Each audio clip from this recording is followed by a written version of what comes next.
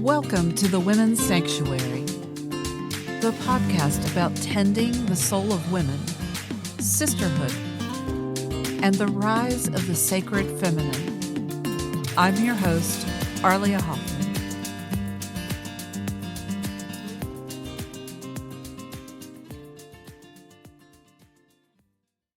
I am so glad to be back with you again.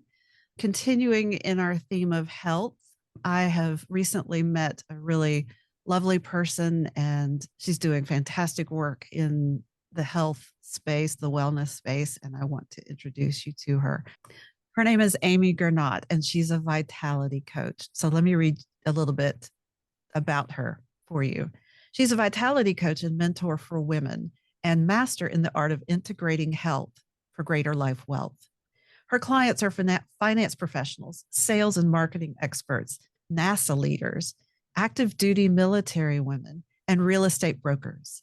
An expert in introducing women to their innate resilience in private and corporate settings. Founder of Amy G Vitality and the Well-Nourished Woman Work, Amy began her path to wellness work through her own health journey after experiencing years of chronic health issues and burnout before learning how to heal herself. This is a lot of the overlap that she and I have. After her own observation and experimentation, she realized she'd been living a half-life based on predetermined script and flipped her script to devote her energy to supporting women to reclaim their health and vitality. Amy conducts her business based in deeply rooted values for nourishment and self-trust. I love that. She guides women in learning how to come home to their bodies and care for themselves in unique ways to create deeply nourished lives. Through her services, women heal themselves and turn toward the path of building a deeply nourished life to become the best versions of themselves. Amy Gernaat, welcome to the Women's Sanctuary. Arlia, thank you so much for having me. I am so looking forward to this conversation today. Yeah, the Women's Sanctuary is all about hearing women's stories, helping them learn to, as you say, trust themselves, go into deeper relationship with themselves. And it's a sacred space for us to connect with each other and share those stories. You and I deeply connected over the fact that we've each been through our own wellness journey, the challenges of chronic conditions, chronic illness, whatever we have coming up.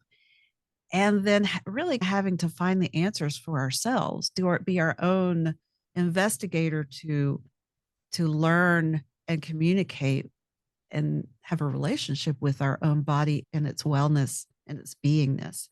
So I'd love to hear more about your journey, about how you got the issues that you were facing and how they brought you into helping other women with them.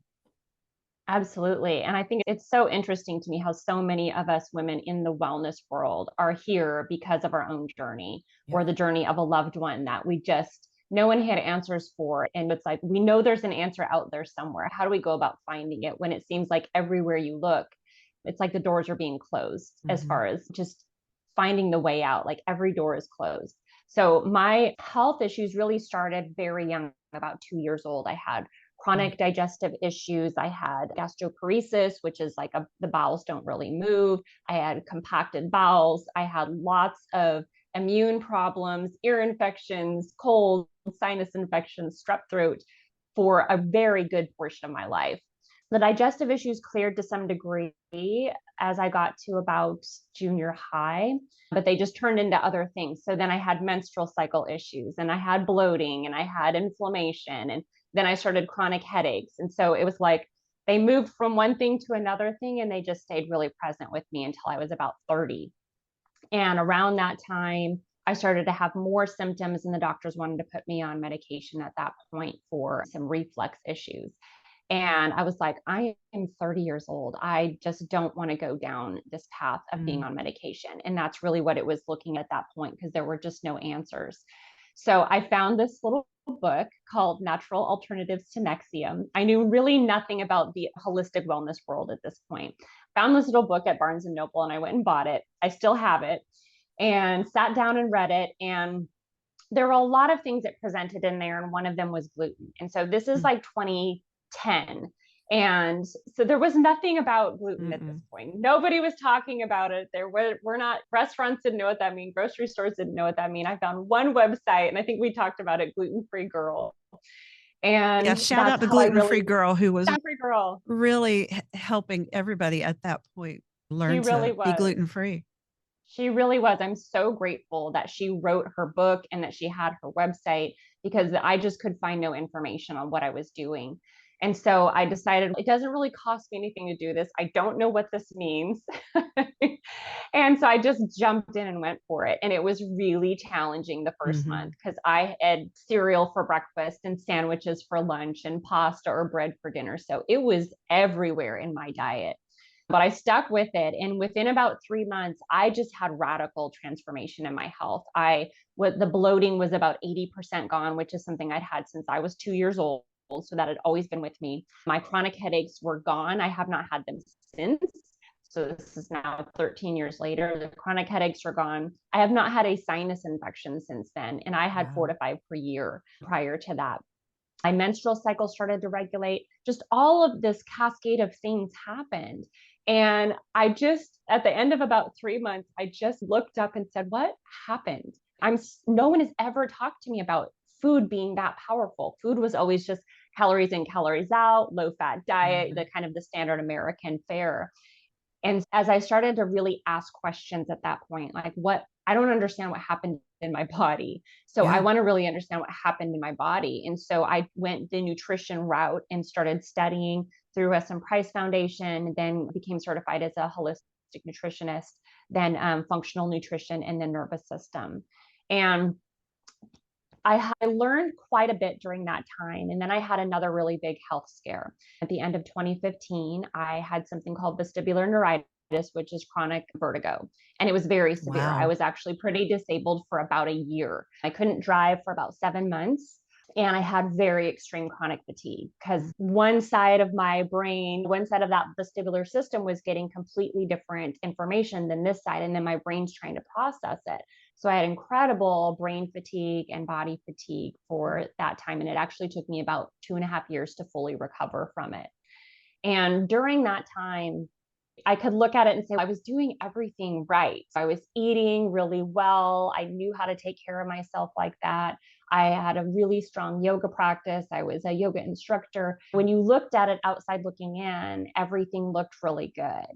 What I didn't really understand at that point was stress, emotional stress, Mm. trauma, and all of those things, and how they really affect the body. And I had signs leading up to the neuritis happening. I was having bouts of very extreme fatigue.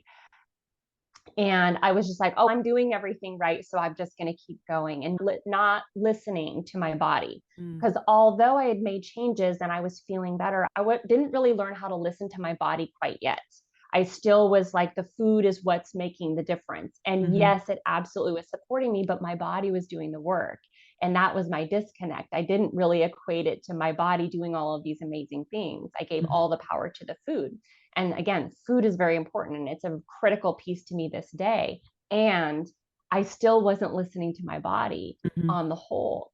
And so that experience of going through feeling like I was doing everything right and then having a pretty debilitating health issue really, it's almost like it opened the floodgates to the human body and the woman body, and how to really live in and navigate and work with, and coming to this understanding that our symptoms are not something that we want to just go in and fix like it's a problem to be fixed. It really is a pathway to lead you back to yourself.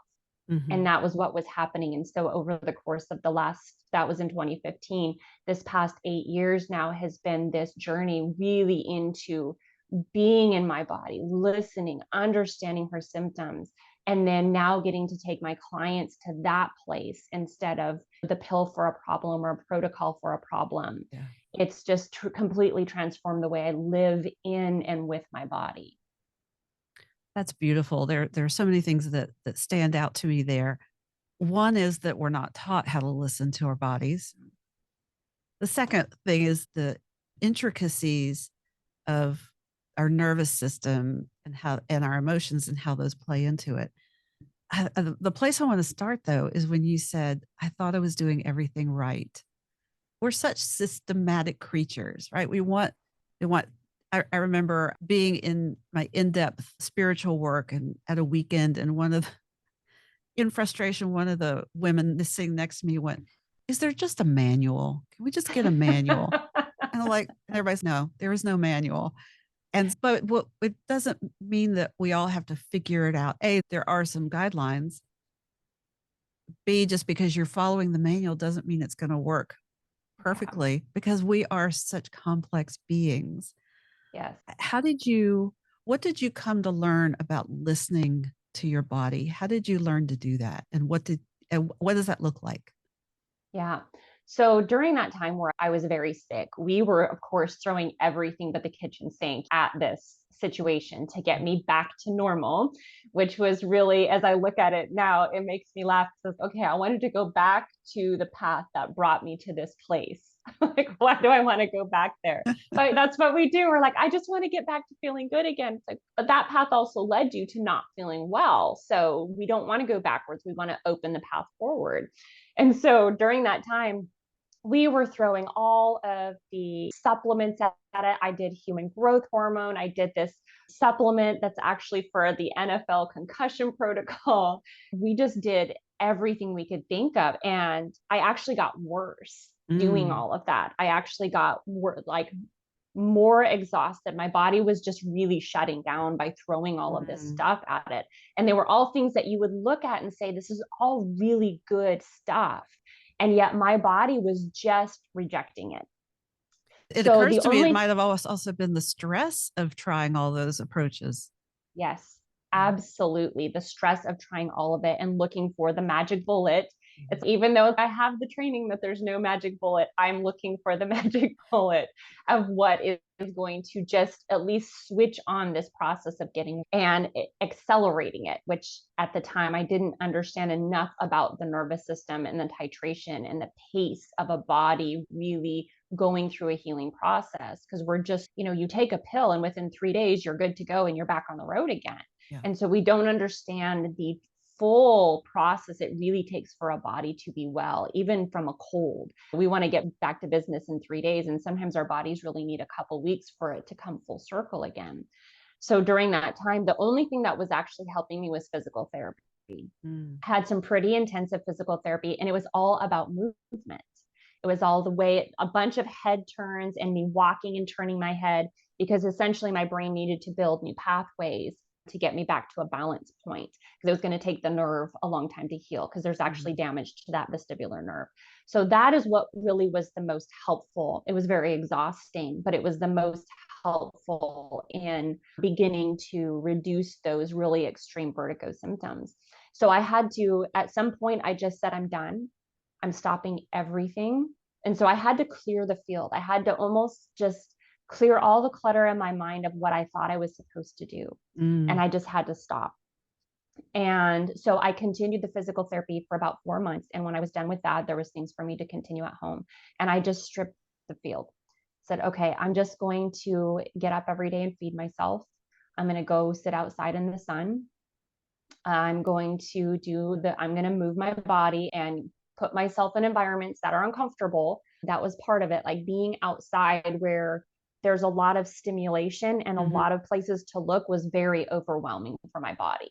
Being in a store with lots of shelves and things on the shelves was very overwhelming. So I just had to start just incrementally putting myself in environments that were comfortable. And I slept and rested a lot. Mhm. And that was very hard for me. I was definitely a busy is my badge of honor. Let me do all the things. I am constantly on the go. I rest, but I don't rest. And it was very challenging for me to do that. I would, like, if someone would come to the door, I'd get up like to look like I was just normal and functional, even though I was Yeah. absolutely exhausted, because I didn't also want to be seen in that, what I considered at Mm. the time, that weakness. And so I rested and slept a lot, and I just took everything back to basics Mhm. and decided that me trying to force it is not going to work. I need to allow my body to do what it needs to do. And so every day I just started asking my body, what can I do today to support you? What's too much? What do I need to do more of? And that was it. And so for the next 2 years, it was just this very slow incremental process of listening and just doing what my body asked for and learning what that even was. Like I still didn't really have the language for that yet. It just is the process I started doing because really nothing else was working. Right. Yeah. Mm. Yeah, there's so much there. And I'm struck by stripping it back to basics. I think that's a lot of times that's the place where you have to, you said clearing the clutter. Yeah. There's no space for anything new if you're full and you Exactly. can't hear, you can't receive. Mm-hmm. If your plate is full of solutions, Yes. this will fix me. I love And that. and to be able to clear the decks and then be open and listening and communicating with your body. I did that when I went through my spiritual awakening 20 years ago. That's what I did spiritually. All my belief systems, they just went out the door. We're starting over. Who am I Yeah. actually? And the same thing happened 2 years ago with my wellness journey. I thought I had all the answers. Things still really weren't working. I had a lot of inflammation, weight gain, discomfort, chronic conditions, all of those. And I did the same thing. Like, we're wiping the slate clean and we're going to figure out what my body's actually wanting to eat. Imagine that. Yeah, I And, know. and it's amazing when you do that. One of the things you have to strip away, and I've been talking about this, is not just your own, it's integrated, your own beliefs and all the beliefs you've been given about what's good for you. Mhm. But when you do that, you leave the path. You leave the 10 lane, 12 lane highway of how everybody else is doing it Yeah. because it seems like the right way to do it. And that to me was the most amazing thing. It was like, oh, here's a new level of finding my own path. It struck me how we're swimming in the water of the cultural ways that we eat and care for our bodies. Have you seen that? No. Oh, I was like, is that a movie? I was like, real No, nice. how we're impacted by the culture in Yes. ways we're not even aware of.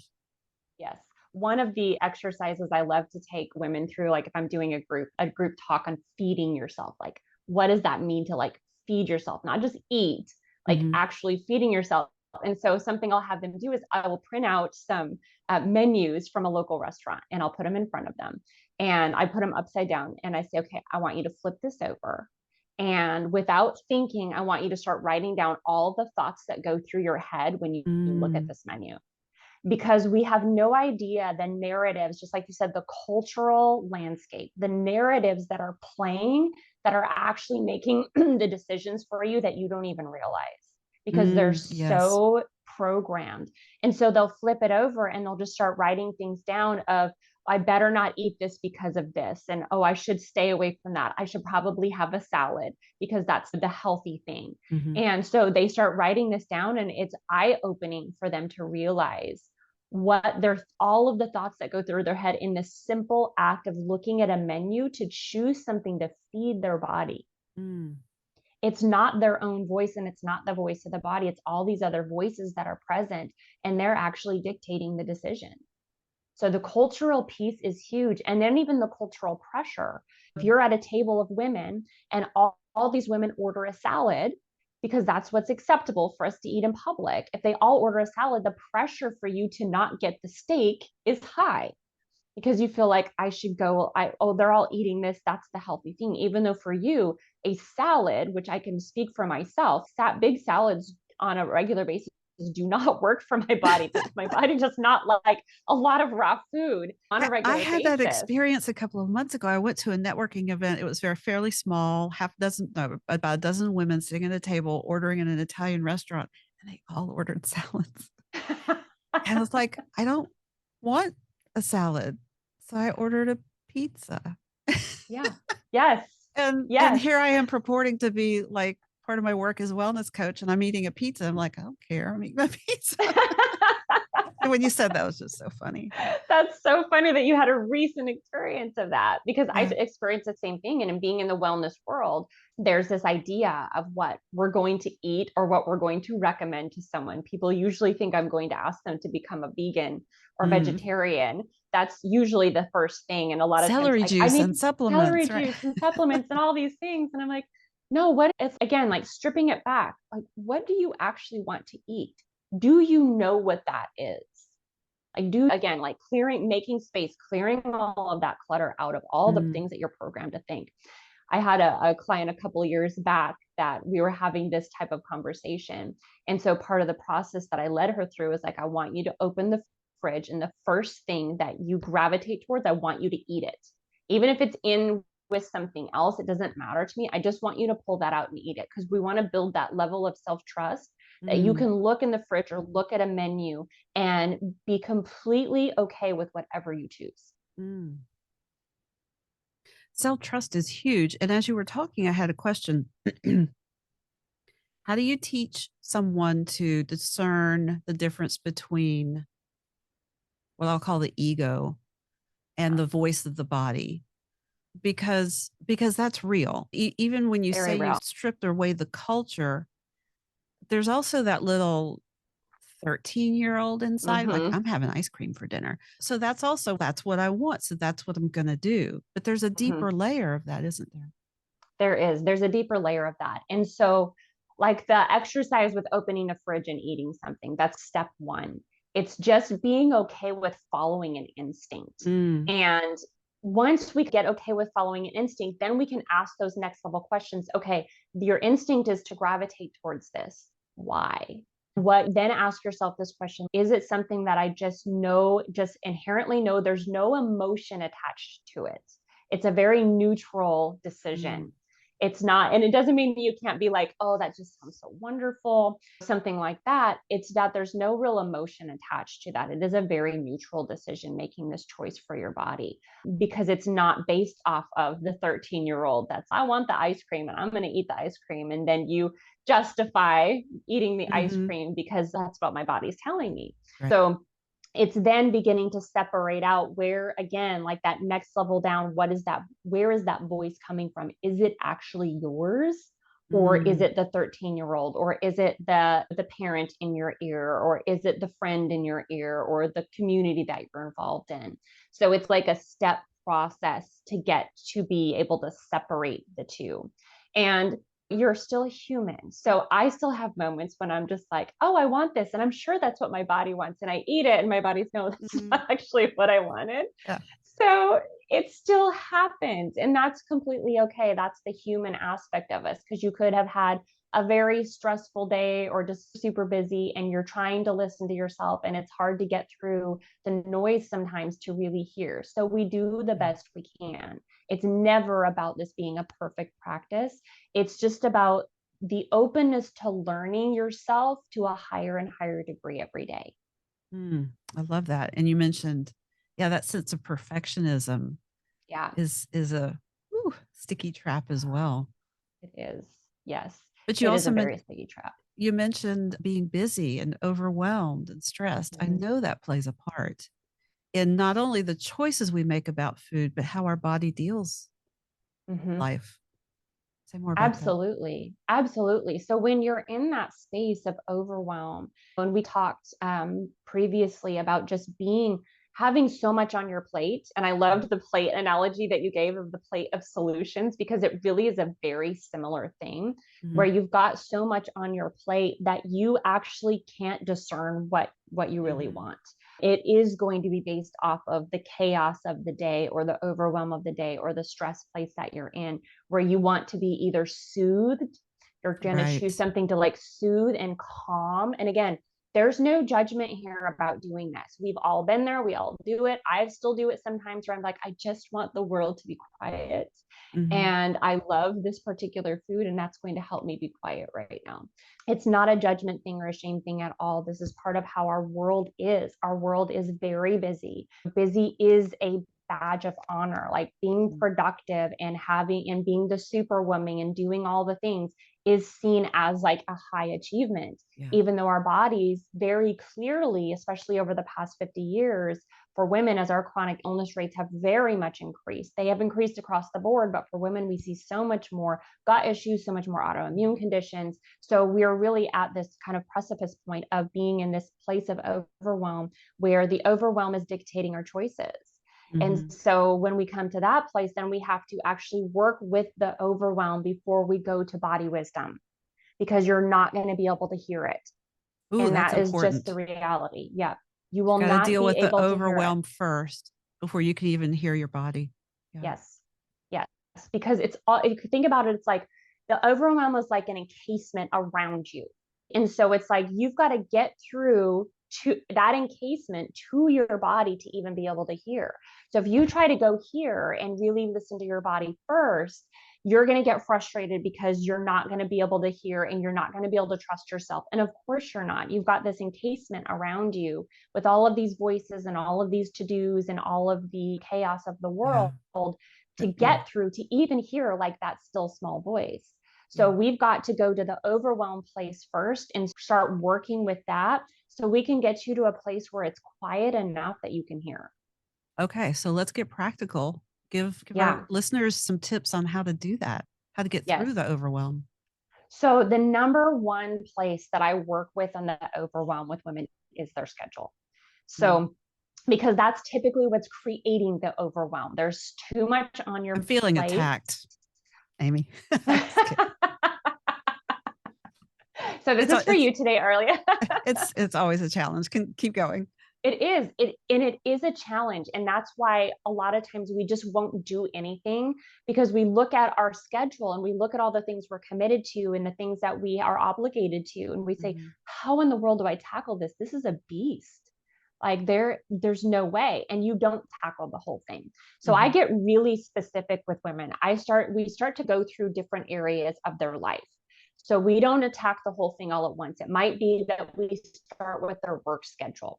So we're going to look at their work schedule and say, okay, and coming from a place right now of this person has their own business. Okay, so we'll keep it in like that kind of context just to make it really simple, because it is different if you're working a 9 to 5 or you're working for someone compared to having your own business. So in the context of someone having their own business, what we'll start to do is look at how they're spending their time. And we'll even look at things like, how long are you on a call with someone? Are you on a call? What is this call for? And why are you on it for 90 minutes? Maybe you need to be on it for 30 minutes. You're putting so much of your time and you're over giving in this particular area when it doesn't need to be this much. There's things that can be accomplished in 30 minutes or maybe even a message rather than an entire 90-minute phone This call. could have been an And so we email. start to just look. Yes. Oh my gosh. Like, why are we in a meeting right now? This could have been an email and we would have been done and we would not have wasted an hour of everybody's time when we just needed a little bit of back and forth. And so we have to start evaluating those things, because that's where the energy leaks are happening that are impacting your health. Because you have to think, something that you're going to now devote 90 minutes to that could have been a 5-minute email, there's 90 minutes of your energy going out to this thing that you don't immediately get back, And it's a especially if you've got lot. some health things going on.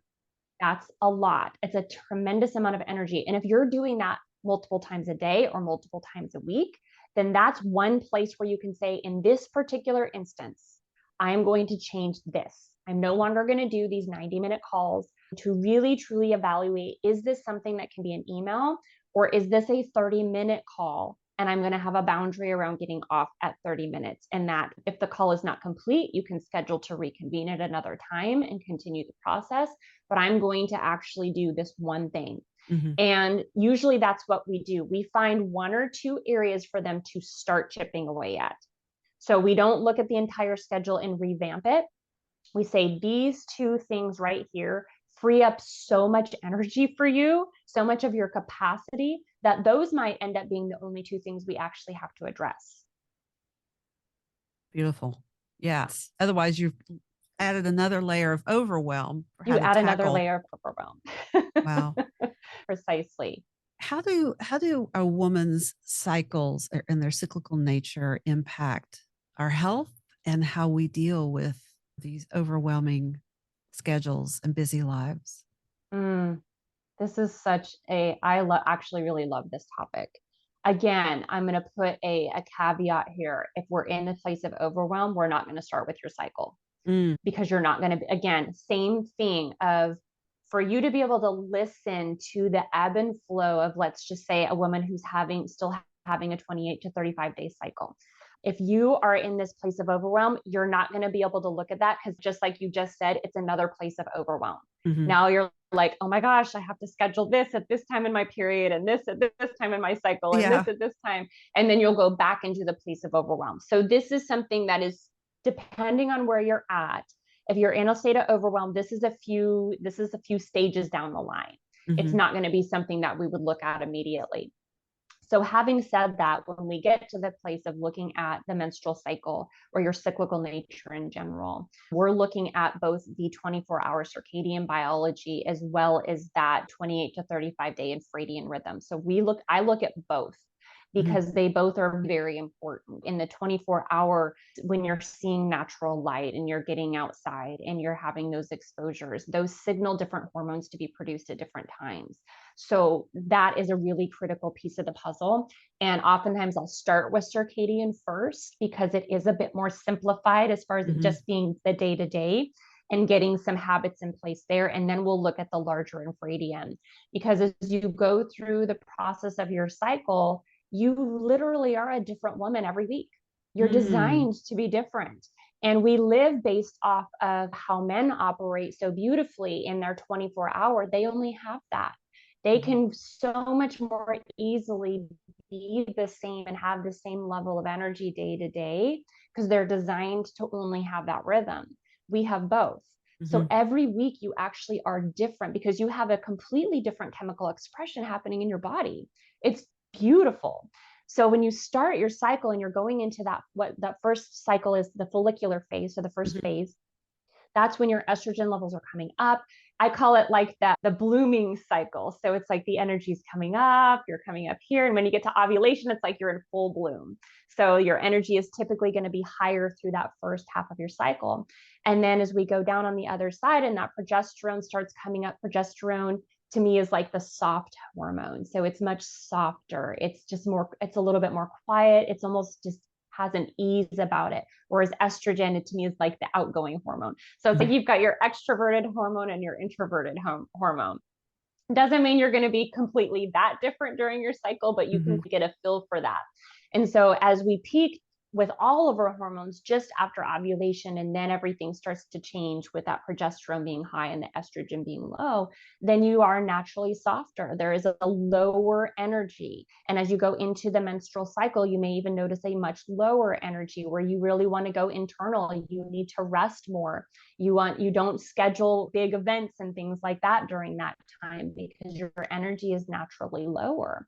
Doesn't mean that doesn't happen. I just had an event last month I had to go to, where I was on like the second day and the heaviest day of my cycle, and my body was puffy and I was tired, but I gave myself the afternoon off to rest for that, because I Mhm. knew that my body would require that for me to have enough energy to go through that event.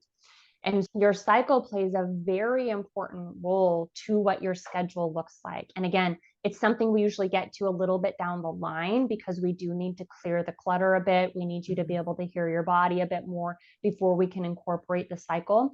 Typically, if I'm working with a woman on the entire picture, that whole thing might take us 6 months to a year to Mm. get the whole picture done.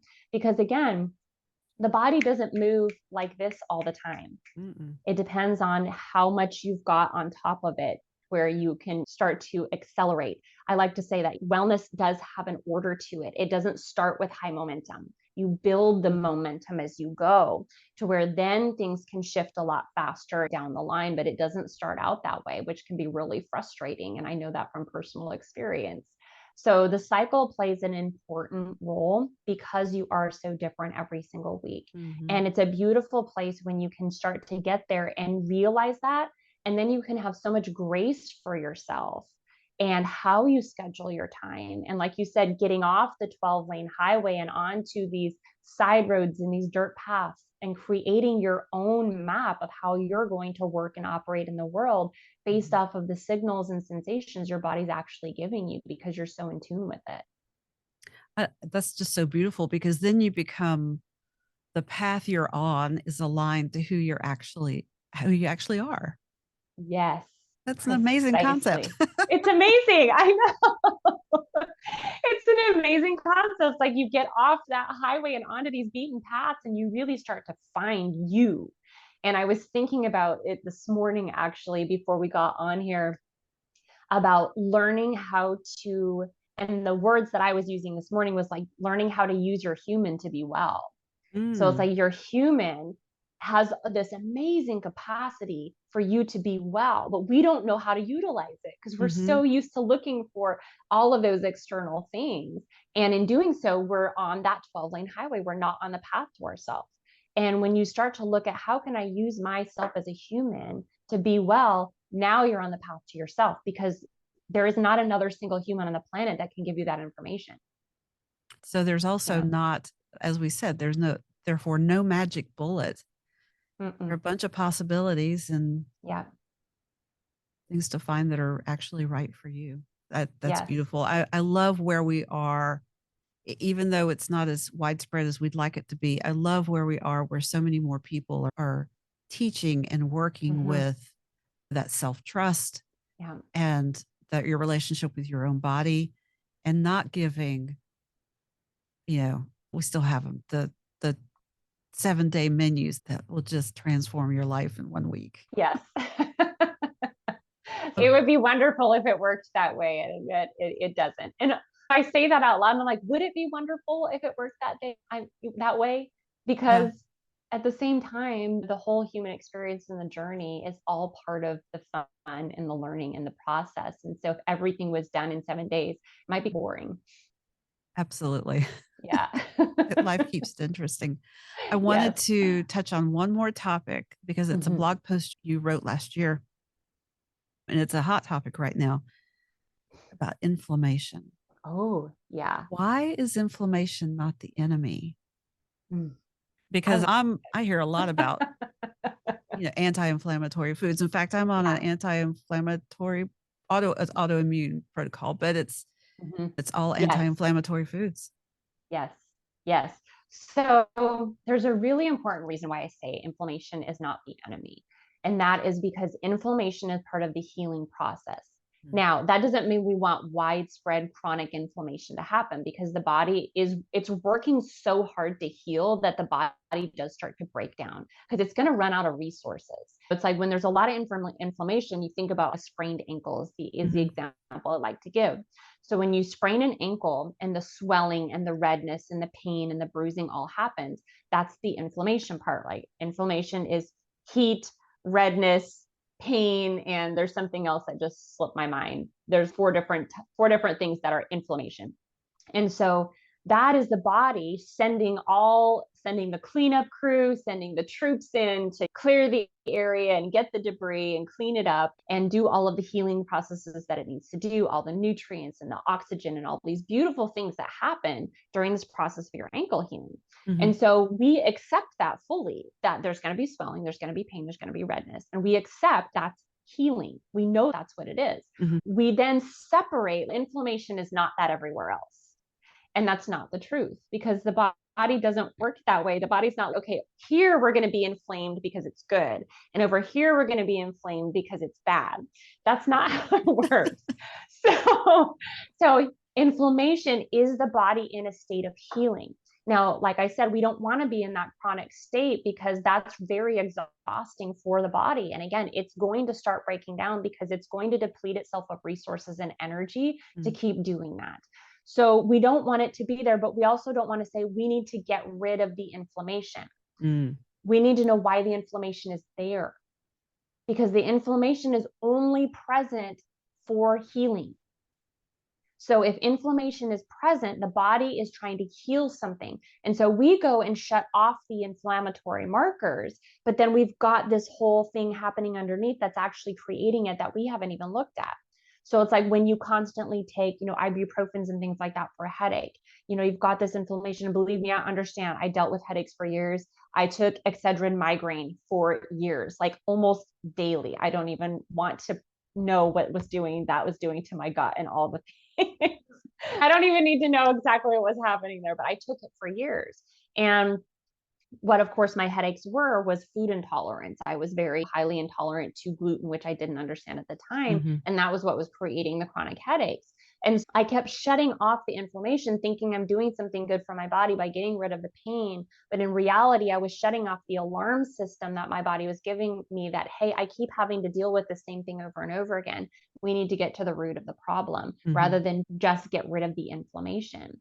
And so even in an anti-inflammatory diet, it can be that those foods are in fact creating the inflammation, and yes, you want to get rid of them, but at the same time it could be that there's other areas of inflammation coming in, like we talked about just very briefly, the things going on in the nervous system and it being in fight flight and not being able to really tend to the things that are going on because all the resources are going to running from tigers. So we're going to have more inflammation potentially present because we're in that system, and the body's, I don't want to heal right now, I need to run. So I'm not worried about going and dealing with inflammation. And we have to always be looking at inflammation as, okay, it's trying to heal me. Why? Mm-hmm. What's going on in my body that's continuing to be present, that my body is having to produce inflammation in order to work with it? That's what we want to start looking at. And again, there's nothing potentially like wrong with doing something that's anti-inflammatory. At the same time, we want to be looking at why is the inflammation present? Mm-hmm. Yeah. So it's a deeper inquiry. It's a deeper inquiry because the body does not make mistakes. She knows what she's doing. So if she's doing something that we may not understand, it doesn't mean that it's trying to harm you. She's trying to get your attention. I want to reiterate that because that's a pet peeve of mine when people say my body is attacking itself. Yes, that is not the truth. No. That is not the truth at all. There is a part of your body that is, let's say, being focused on by your system, but there's a reason for it. Mm-hmm. It's not just to go and harm you. And so you've got this body that's now betraying you, is what people feel like. My body is betraying me. It's not working right. And it's not the truth at all. It's that there's something going on within that particular system. Let's just say thyroid. There's something going on in the area of the thyroid that the body is very focused on. And we want to know why the body is focused on that area, because it's not doing it to destroy it. It's doing it because there's something happening there that we're not understanding. Absolutely. I love that. And so to work with you is to dive into understanding it.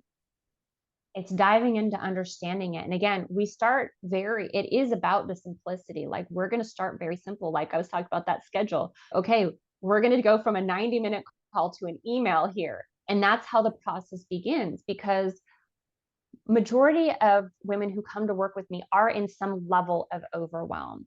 And so we want to start with something simple and very practical that they can do and they can commit to and are willing to commit to, and begin the process of trusting themselves to keep that commitment. And then we get to go deeper, and then we get to go deeper, and then we get to go deeper, and just like unravel and allow the body to, what I like to call, unfurling all of the things that it has to tell you, because there's so much there for her to tell you. And we have to get to the place where she has enough space to unfurl and give you all of her secrets, because it's all there for you.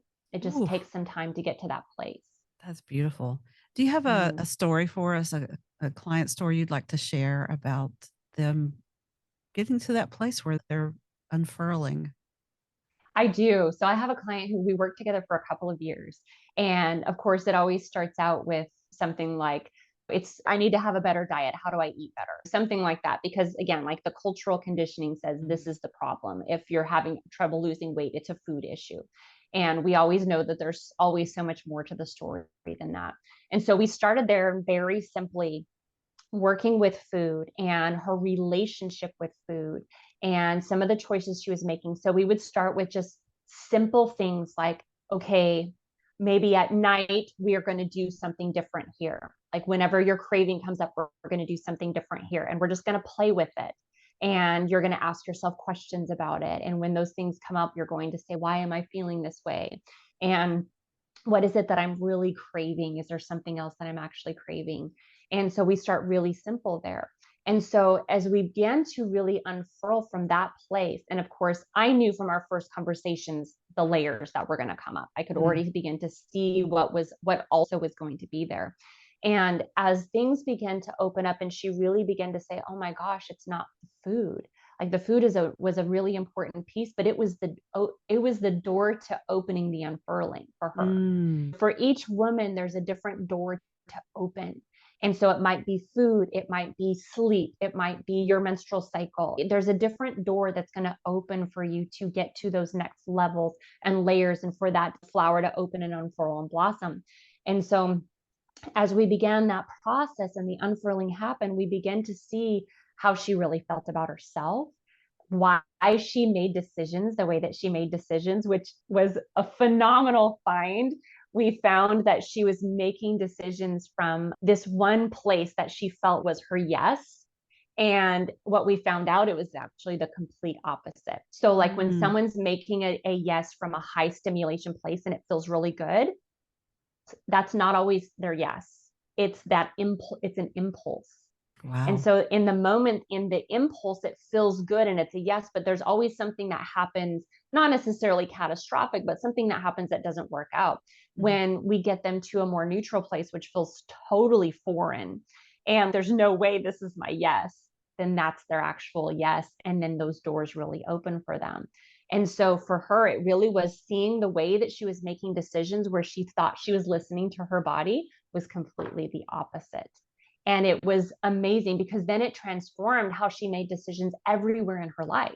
It wasn't just about the food then. It was about like next steps in her business and how she moved her body and her relationships, how she even related to her husband began to change and the conversations that they would have. Like everything started to change from her talking about food, learning how and why she was making decisions, and then allowing that to unfurl in every area of her life. It was really, truly a phenomenal process to witness.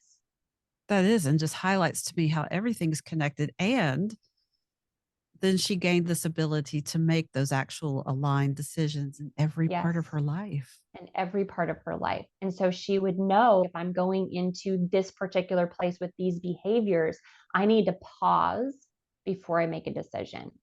And it really just transformed how she was caring for herself and then everything around her. It was extraordinary. It was really an amazing thing to witness. Mm. Yeah. So, would you call someone who has reached that place a well nourished place?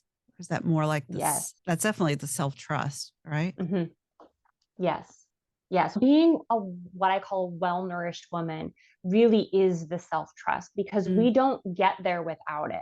Mm. Because being well-nourished means you trust yourself to make those decisions and how you're going to tend to and care for yourself. You're going to trust how you put food in your body. You're going to trust how you're going to move.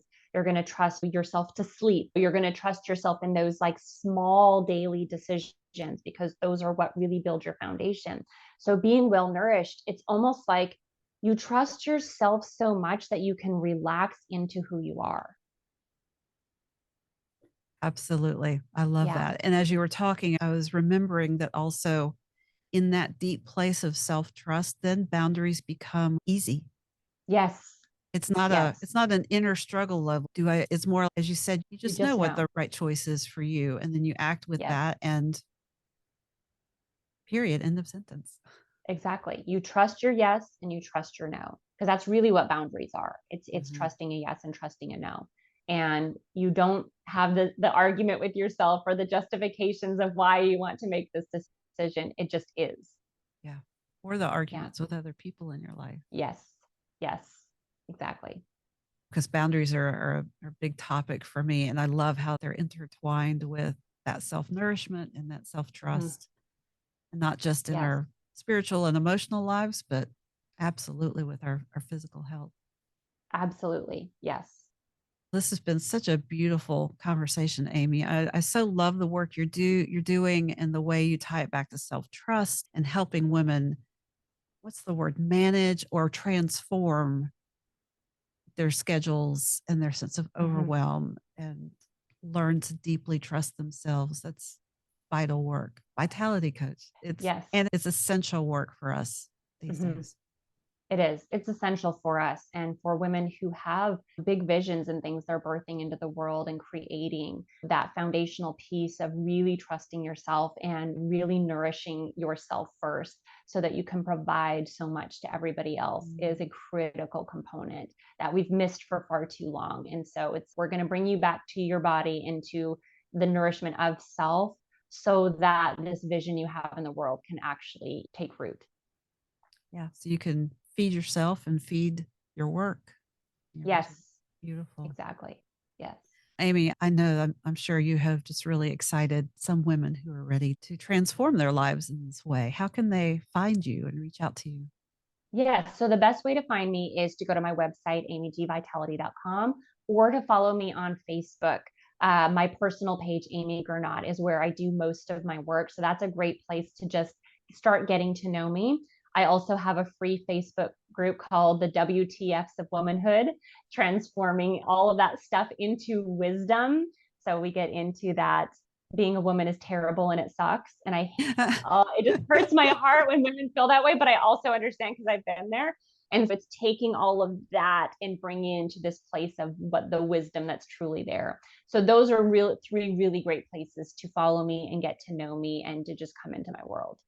Beautiful. I will be joining that Facebook group, and we'll have all the links Yay. in the show notes for Yeah, so people can find you and connect perfect. with you and start getting their lives to a place that is full of self-trust and vitality. Yes. Thank Yes. you, Amy. Appreciate it. You are so welcome. Thank you again for having me. This was a beautiful conversation, and I'm so appreciative. Absolutely.